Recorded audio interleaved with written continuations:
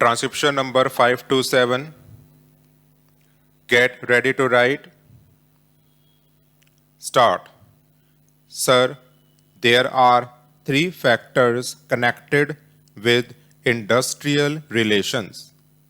Firstly, sir, the management and officers should know the norms of industrial relations.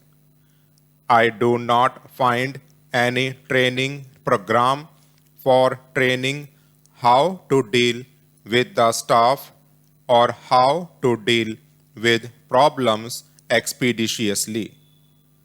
If they do not change their outlook, if they do not attend to the grievances in them, they will ultimately accumulate and create a grave crisis, and we shall again be falling in some trap, and strikes will become an annual feature, or there will be strikes many times.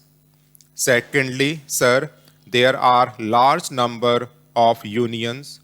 Last time a meeting was called of all the unions.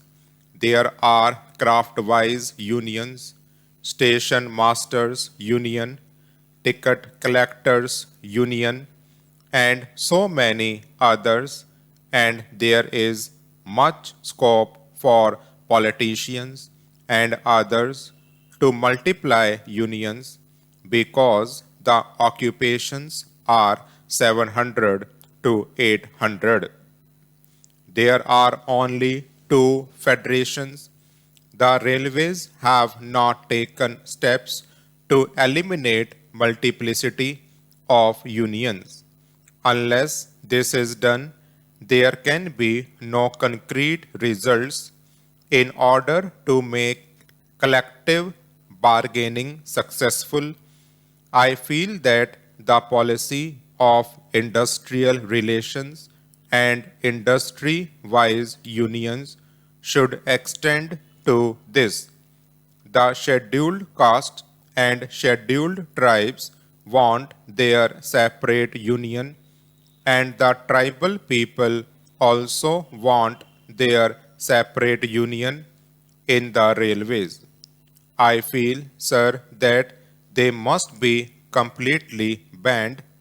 There should be large industrial unions which can deliver the goods and which alone can create an atmosphere of good relations between the railways and their employees.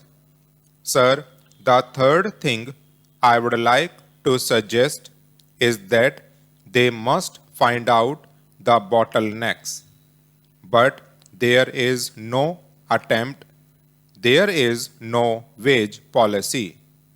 Today, the people belonging to scheduled castes and scheduled tribes are employed as contingent or casual labor in many places, and they are paid the wages which the collector in each district fixes.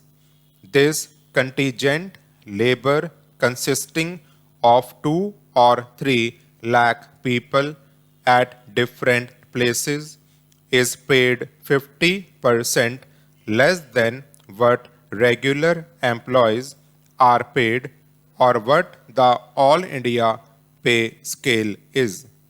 They have been working for years and are getting different wages in different districts depending upon the minimum wage or the collector fixing the pay scales and wages in that state. Discrimination is very great. I would like the minister to look into the matter. The contingent labor should be paid at par with other railway employees.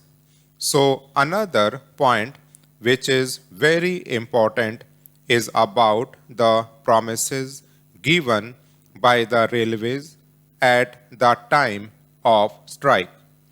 A large number of people, when the interests of the nation were in danger, staked their lives. They were on duty. Many were assaulted. At that time, a promise was given that their children or their dependents will get priority in employment. But instead of that, after the strike was over, many of them were assaulted. I would like to know from the Honorable Minister what happened to the promises given by him to the employees who were on duty, who staked their lives, how many people and how many of their dependents have been given jobs in the last 1 year. If the promises given to them at the crucial time are not fulfilled, the government will lose its credibility and the workers will not be able to do their duty properly and faithfully. I would like to say two other things for the sake of good and happy industrial relations. BOSIM must go. In all the modern countries, industrial relations have become successful because the officers treat their employees on equal basis and informally they help them to solve their problems. Therefore, the attitude of the officers in the railway administration will go a long way in improving the industrial relations in this vital sector of economy. I would also ask, why should the government or the railway administration feel shy in applying the Industrial Disputes Act to its employees? No reference has been made to it.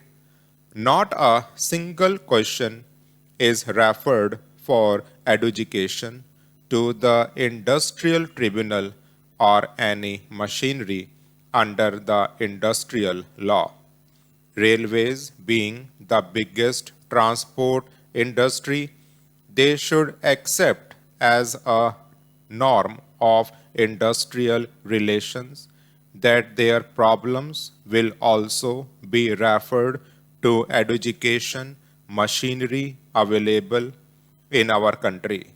Small things like termination or suspension may not be very big or important from the railway administration point of view, but it is of vital importance to the industrial employee who is suspended from months and years together and does not get any redress.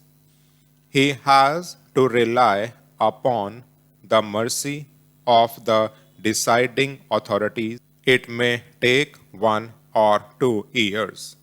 In the state from which I come, under the Bombay Industrial Relations Act, if a man is terminated from service or dismissed, he can go to the labor court and his grievances can be looked into within 3 months.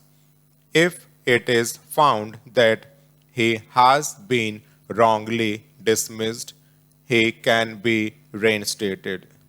There is a great deterrent for officers acting arbitrarily.